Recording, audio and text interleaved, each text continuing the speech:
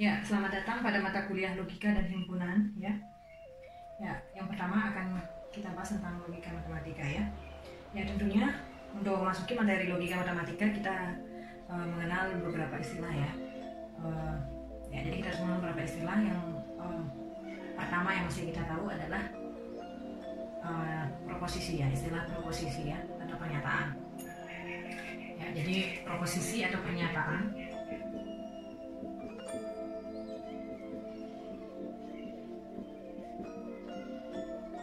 dalam logika matematika, dalam ilmu logika matematika itu apa ya? Jadi kalau pada kehidupan sehari-hari kita sering sekali mendengar istilah pernyataannya. Ya, namun apakah pernyataan yang kita kenal dalam kehidupan nyata ya, kehidupan sehari-hari kita itu sama ya dengan yang dimaksud dalam logika matematika ya? Ya, kalian perhatikan contoh yang pertama ya. Contoh A, Mataram adalah ibu kota provinsi Nusa Tenggara Barat. Kemudian yang B, Adit adalah anak yang gagah. Nah, pada kedua contoh ini ya, jadi A dan B ini itu sama-sama berupa kalau dalam kehidupan nyata ini adalah kita kenal sebagai pernyataan. Tapi apakah dalam logika matematika kedua-duanya ini merupakan suatu pernyataan atau proposisi atau bukannya? Ya, tinjau yang pertama, Mataram adalah ibu kota provinsi Nusa Tenggara Barat. Kalau kita lihat struktur kalimatnya di sini ya, yang A maupun yang B ya, kalau kalian lihat struktur kalimatnya berupa kalimat berita ya. Jadi sama-sama merupakan kalimat berita. Tapi kalau kita lihat contoh yang A ya, Mataram adalah ibu kota provinsi Nusa Tenggara Barat. Nah, kalau kita lihat ini berupa kalimat berita ya, yang kalau bernilai, yang punya nilai kebenaran ya. Jadi yang punya nilai kebenaran yaitu bisa bernilai benar saja ya atau salah saja ya, tapi tidak keduanya ya. Jadi kalau kita lihat Mataram adalah ibu kota provinsi Nusa Tenggara Barat, maka ini adalah suatu kalimat berita ya yang bernilai benar ya. Nah, tapi yang B, Adit adalah anak yang gagah. Ini berupa kalimat berita ya, tapi apakah kita bisa menentukan nilai kebenaran dari kalimat ini? Ya, tentunya kita tidak bisa ya, karena untuk mengatakan bahwa benar atau salah si Adit ini adalah anak yang gagah itu bersifat relatif ya. Jadi gagah itu nilai kebenarannya itu relatif ya, setiap orang ya. Ada yang bisa menganggap Adit itu gagah, ada juga yang mungkin menilai tidak gagah ya. Ya, jadi kita belum bisa menentukan nilai kebenaran dari kalimat ini ya. Nah, jadi di dua contoh ini ya sama-sama memiliki struktur kalimat yang sama, yaitu berupa kalimat berita, tapi yang satunya bisa kita tentukan nilai kebenarannya, tapi yang lain, yang kedua ini kita tidak bisa menentukan nilai kebenarannya ya. Nah, untuk yang contoh yang A ini disebut sebagai proposisi atau pernyataan ya dalam logika matematika. Sedangkan yang B bukan ya, bukan proposisi ya. Oke, jadi proposisi atau pernyataan dalam logika matematika itu adalah suatu kalimat berita ya yang bisa kita tentukan nilai kebenarannya ya. Ya, di mana nilai kebenarannya itu ya benar saja atau salah saja ya. Jadi tidak boleh sekaligus kedua-duanya ya. Oke. Ya, jadi yang pertama ini adalah proposisi ya. Jadi merupakan proposisi ya.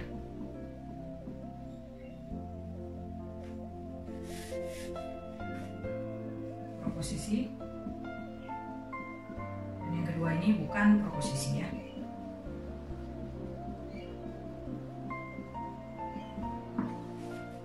Oke. Ya, selanjutnya kalau kita punya proposisi, kita bisa notasikan ya dengan huruf kecil ya.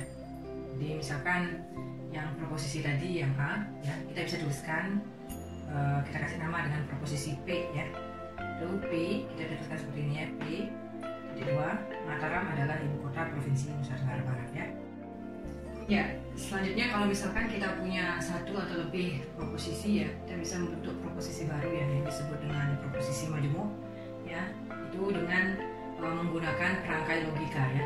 Ya, perangkai logika yang paling sederhana itu adalah dengan negasi ya, lingkaran. Jadi misalkan P adalah proposisi ya. Negasi dari proposisi P itu kita tuliskan seperti ini. Itu adalah suatu proposisi yang nilai kebenarannya akan bernilai salah ya jika P bernilai benar, dan akan bernilai benar jika P bernilai salah. Jadi nilai kebenarannya itu adalah sebaliknya ya dari nilai kebenaran proposisi yang semula. Ya, berikutnya disjungsi, yaitu misalkan kita punya P dan Q adalah proposisi ya. Disjungsi dari P dan Q yaitu P atau Q ya. Jadi atau, kalau disjungsi itu atau ya. Jadi P atau Q. Notasinya seperti ini ya. Disjungsi P atau Q ini ya hanya akan bernilai salah jika kedua-duanya, jadi P baik P maupun Q bernilai salah ya. Ya, selain itu benar. Nah, kemudian yang berikutnya adalah konjungsi. Konjungsi ya, dari dua buah proposisi yaitu P dan Q ya. Jadi di sini penghubungnya adalah, rangkainya adalah dan. Notasinya seperti ini ya. Yaitu suatu proposisi yang akan hanya bernilai benar jika semua proposisinya memiliki nilai kebenaran benar ya. Jadi setiap proposisinya memiliki nilai kebenaran benar. Kalau kalian lihat di sini P dan Q ya. Jadi konjungsinya ya, P dan Q ini akan bernilai benar hanya ketika semua proposisi pembentuknya itu bernilai benar ya. Jadi P-nya benar, Q-nya benar. Kalau misalkan ada saja salah satu yang bernilai salah, maka nilai kebenaran konjungsinya akan bernilai salah ya. Oke, kemudian implikasi ya. Pernyataan bersyarat ya. Misalkan kita punya P dan Q proposisi ya. Bentuk implikasi itu adalah jika P maka Q ya. Kita notasikan seperti ini ya. Jadi arah panahnya ini searah ya. Jadi jika dari P ke Q ya. Jika P maka Q, ini dibaca jika P maka Q ya. Nah, P di sini kita sebut sebagai antecedent dan Q-nya adalah konsekuen ya. Jadi ini Q ini kesimpulannya ya. Ya, jadi premisnya, P ini premisnya dan Q ini adalah kesimpulannya.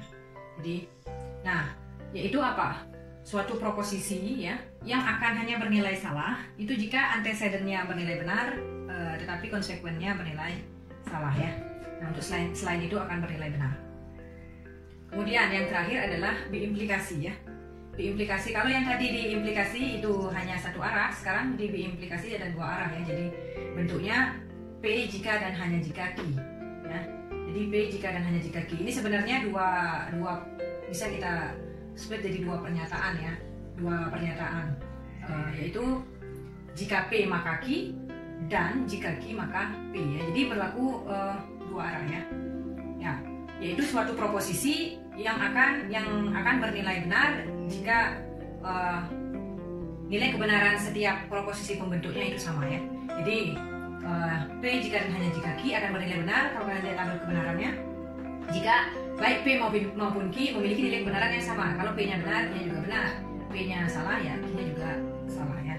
Jadi selain itu akan bernilai salah. Ya, untuk implikasi tadi ya, kita membacanya jika P maka Q ya.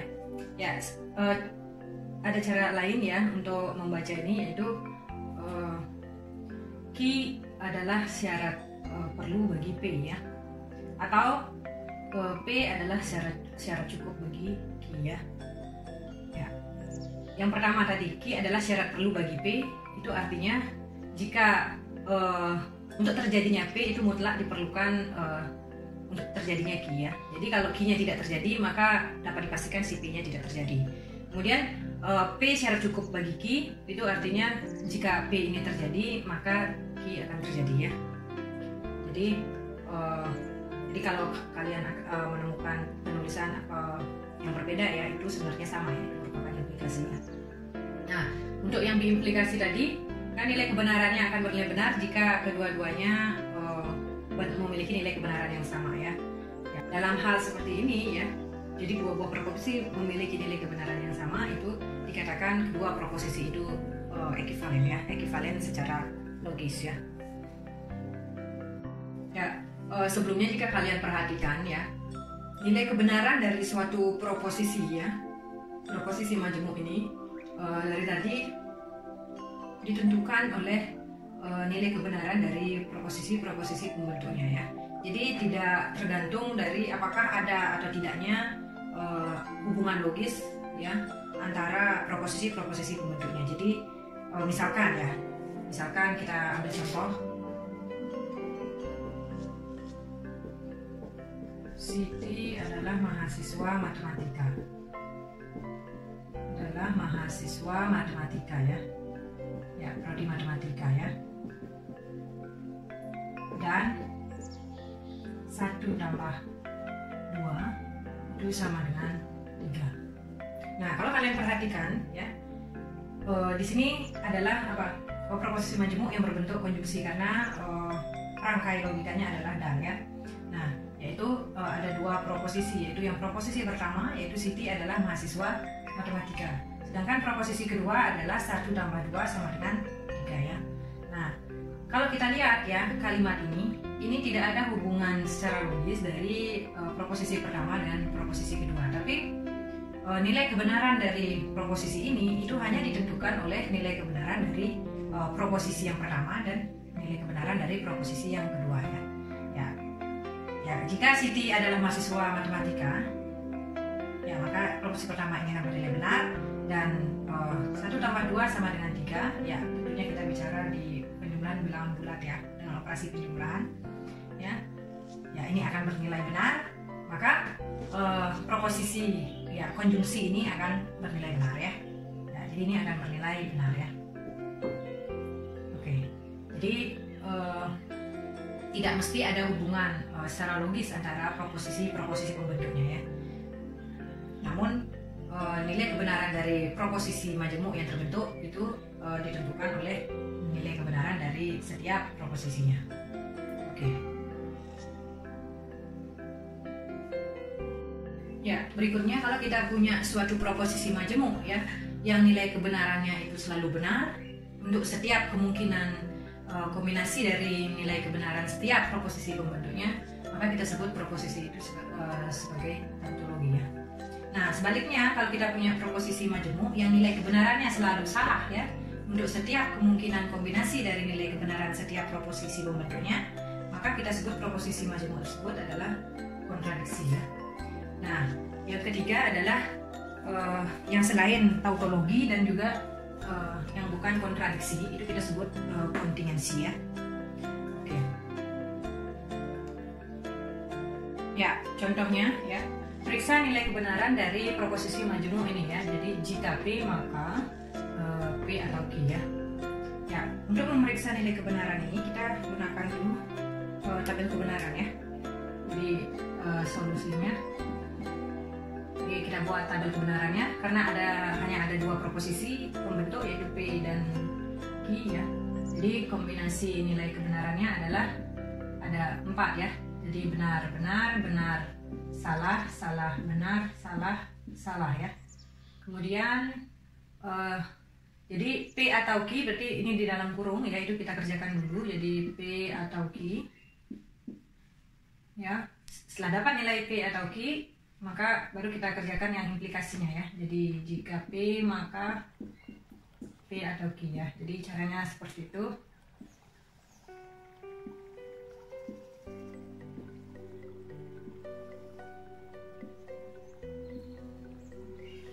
Ya. Jadi P atau Q ya, ini disjungsi ya. Ingat, disjungsi akan bernilai salah jika semua proposisi pembentuknya bernilai salah ya. Berarti ini akan bernilai benar, ini salah ya. Nah, kemudian sekarang implikasi ya. Jadi kita lihat kolom P dengan kolom P atau Q ya. Ya, ingat, implikasi akan bernilai salah jika antecedennya benar tetapi konsekuennya salah ya. Jadi kalau kita lihat ini benar, ini benar ya, benar, salah, benar, salah, benar ya. Nah, kalau kita perhatikan, jadi nilai kebenaran dari proposisi majemuk ini itu bernilai benar semua ya. Jadi nilai kebenarannya selalu benar ya untuk setiap kemungkinan kombinasi dari proposisi pembentuknya.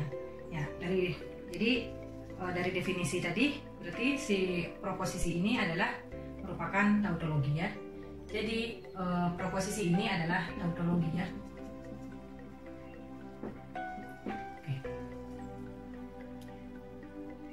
Ya, sebelum ke latihan ya, tadi sedikit terlupa itu mengenai converse, inverse, dan kontraposisi ya. Jadi misalkan saya punya implikasi ya kan, bentuknya jika P maka Q ya.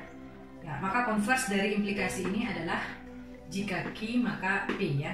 Inverse-nya adalah jika tidak P maka tidak Q ya. Kemudian kontraposisinya jika tidak Q maka tidak P ya. Kita langsung saja ke contohnya ya. Tentukan converse, inverse, dan kontraposisi dari proposisi. Jika Ali rajin belajar, maka Ali lulus ujian. Kalau kita lihat di sini ya, di sini adalah yang jadi P-nya, proposisi P-nya adalah Ali rajin belajar ya. Ini jadi P-nya ya. Kemudian Ali lulus ujian, ini adalah Q-nya ya. Nah, menggunakan definisi converse, inverse, dan kontraposisi tadi, maka kita bisa tentukan ya. Jadi converse-nya adalah jika Q maka P, jika Q maka P, berarti jika Ali lulus ujian maka Ali rajin belajar ya. Kemudian inverse-nya adalah jika tidak P maka tidak Q, berarti jika Ali tidak rajin belajar, jika Ali tidak rajin belajar maka Ali tidak lulus ujian ya. Kemudian kontraposisinya adalah jika tidak Q maka tidak P ya. Jadi jika Ali tidak lulus ujian maka Ali tidak rajin belajar ya. Oke. Sebagai latihan pertama ya. Jadi ada 2 soal. Yang pertama, periksa apakah proposisi-proposisi yang ini ya berikut merupakan tautologi, kontradiksi, atau kontingensi ya. Jadi yang pertama, jika P maka P dan Q, jika P atau Q maka P ya, dan seterusnya ya. Kalian periksa dari A, B, C, D, E ini yang mana merupakan tautologi, kontradiksi, atau kontingensi ya. Nah, kemudian yang kedua adalah tunjukkan proposisi-proposisi itu ekivalen ya. Jadi lambang ekivalen ya seperti ini ya. Jadi ingat, 2 buah proposisi dikatakan ekivalen itu jika memiliki nilai kebenaran yang sama ya. Jadi tunjukkan proposisi yang ini ekivalen dengan yang di kanan ya. Jadi yang di kiri ekivalen dengan yang di kanan ya. Oke. Untuk 2 soal ini kalian gunakan tabel kebenaran ya untuk memeriksanya. Oke. Untuk pertemuan kali ini kita cukupkan ya. Jika ada pertanyaan silahkan langsung komentar atau bertanya lewat grup WhatsApp ya. Kemudian nanti dikumpulkan ya sesuai deadline yang saya minta ya. Oke, terima kasih.